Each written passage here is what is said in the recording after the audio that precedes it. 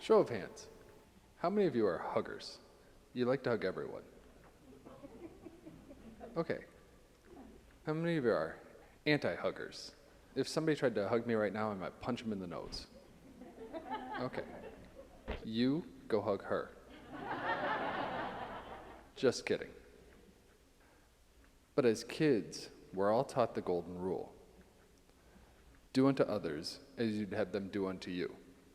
If that's the case, huggers should hug everyone. Clearly, something's missing.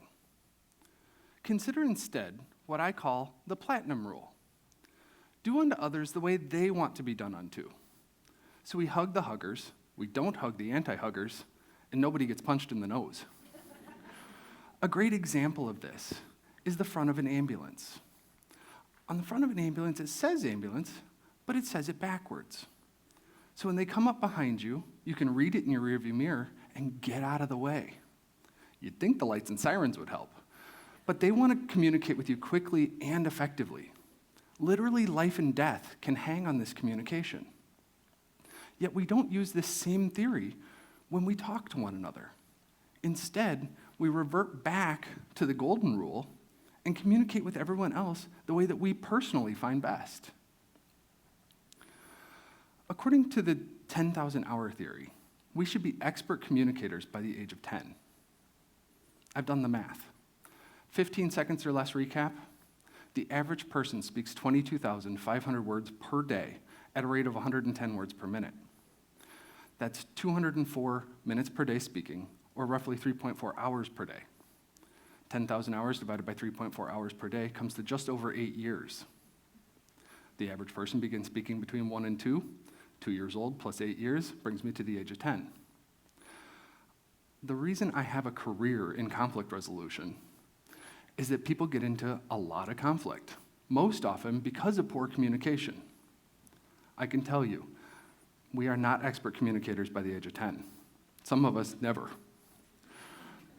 That's why many lawyers, judges, marriage counselors have jobs. And now we're in the information age, where we communicate digitally. But what is digital communication? Digital communication is just written communication.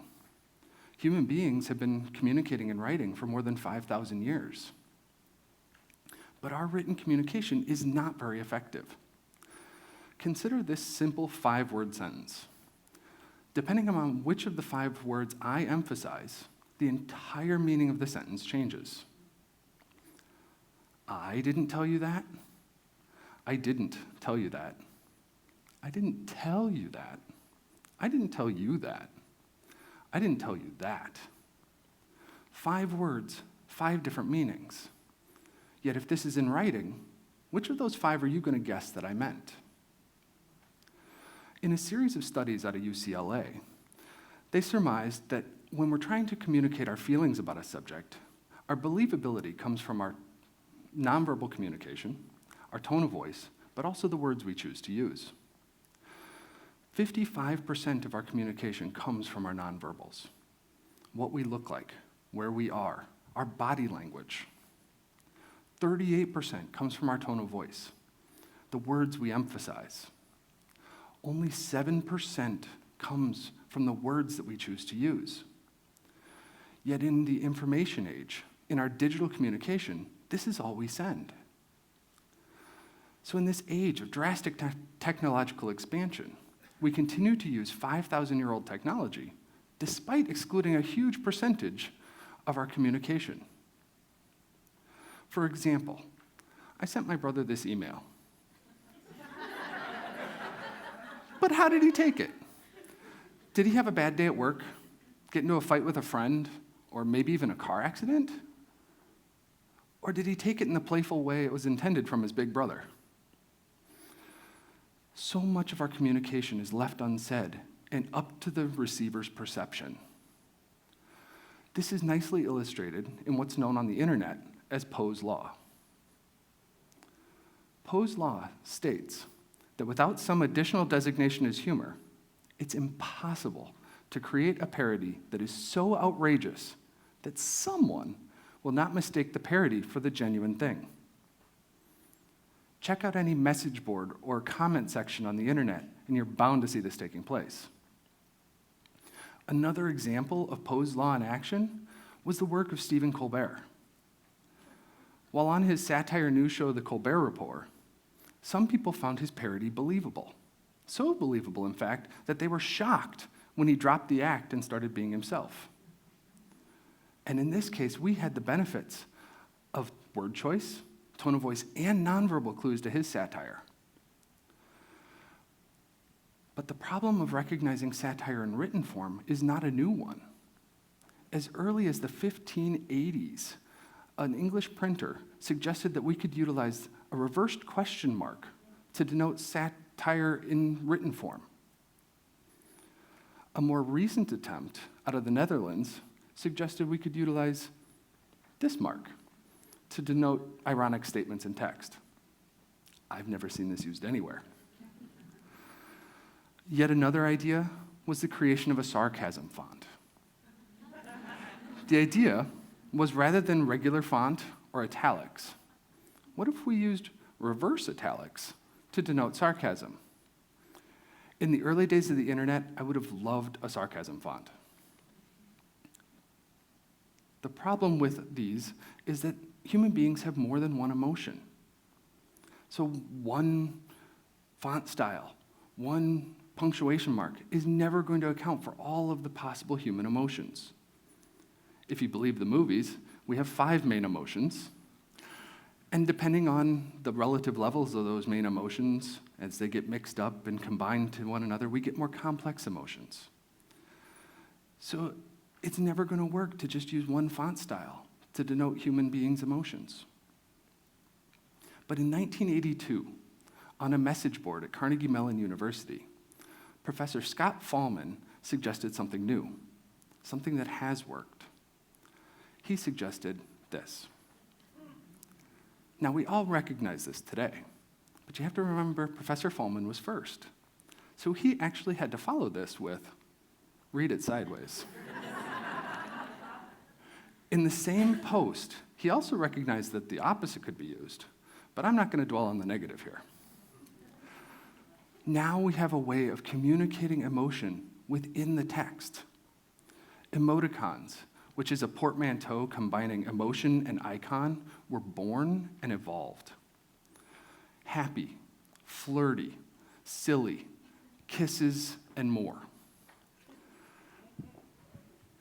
As well as sad, angry, frustrated, crying, but even neutral emotions, and even actions. There are even specific emoticons for people, like Santa Claus here. Some estimates put the number of emoticons in the thousands. Emoticons further evolved into the emoji, a single character to represent the string of characters in the emoticon. This saves space, which becomes important in a minute, and also allows us to convey additional information that's been missing from our written communication for 5,000 years. Perhaps you could say that emoticons and emojis have helped us to compensate for something. But what we are compensating for is very important. Let's look back at what we're communicating digitally. When I send that email to my brother, I'm only sending 7% of the message. By utilizing emoticons and emojis, I can put back at least a portion of that tone of voice that's been missing from our electronic communication. Emoticons and emojis have also stood the test of time. Some of you may think I'm jumping the gun here. You might think that this is just a fad for young people. Remember, emoticons came out in 1982. That's 3.5 decades and counting. And this is the information age. Fads come and go within a year. Think planking or the ice bucket challenge. Those were huge and gone in a year. Emojis have become so entrenched that people have started considering them a language unto themselves. Consider the attempt by Fred Benison to translate Moby Dick into emoji. 207,000 words into 93,000 emojis. Apparently, in this case, a picture is worth 2.2 words. In this age of interconnectedness, we communicate a lot. Estimates put the total number of phone calls in the world each day at 10 billion. That's a lot. Or is it? Compare that with the worldwide text messages per day of 50 billion, emails per day of 269 billion, Facebook, WhatsApp messages of 60 billion, Apple iMessages per day of 40 billion, and even telegraphs of 15 billion. That's the app, not the 1840s. And that's not to mention the myriad of other apps that are out there. In the heyday of the postal or snail mail system, they never averaged more than 1.5 billion per day. We are communicating in shorter and shorter ways. World leaders are reducing their thoughts into tweets. The Gettysburg Address is revered for its complexity and brevity, coming in at only 272 words. Now, politicians are coming in at 140 characters or less. If written out fully, Abraham Lincoln's Gettysburg Address would have needed at least 11 tweets. Perhaps this is what President Lincoln would have done today.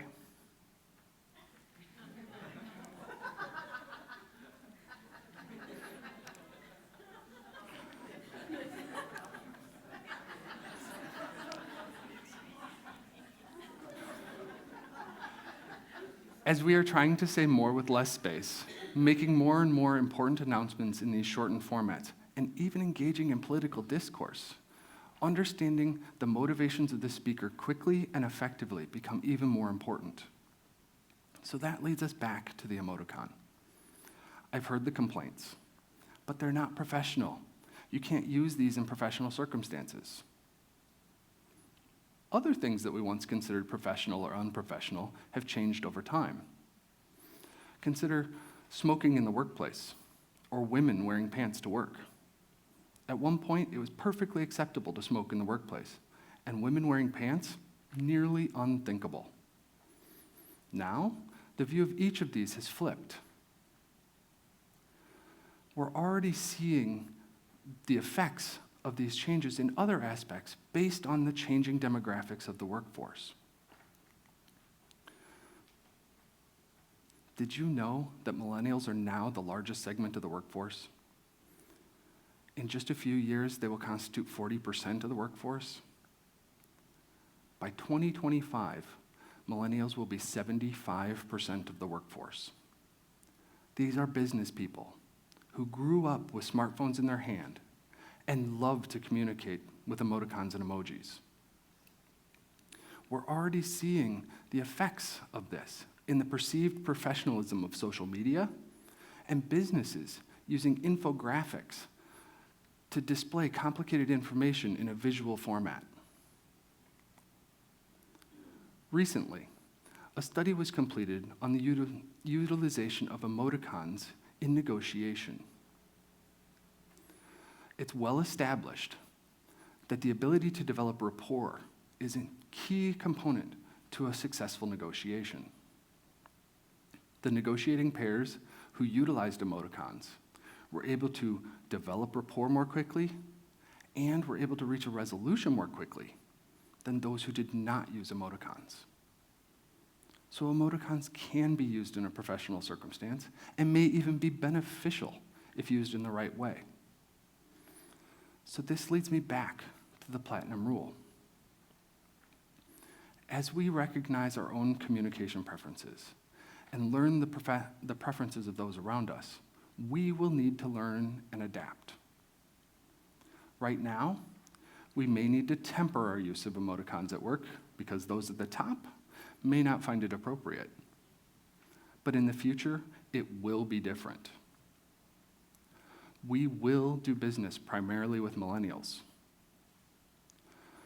We will elect politicians who communicate with one another and with the public more in electronic forms of communication. We will negotiate huge business deals and maybe even peace treaties over email or text message, all with people who grew up accustomed to this type of communication. Change is inevitable. We need to embrace that change to be better communicators. We cannot fear forward movement. In the time that I have been on this stage, there have been more than 15 million tweets. All that communication is bound to stir up conflict. All conflict begins on an interpersonal level, and sometimes it grows to a small group, large group, even national and international levels. Some of you may feel like this right now. That's okay. As we embrace the platinum rule, we will have better communication and reduce conflicts. This means that in our personal lives, professional dealings, and even in politics, we're going to have to become more comfortable with emoticons. But those emoticons just might save the world. Thank you.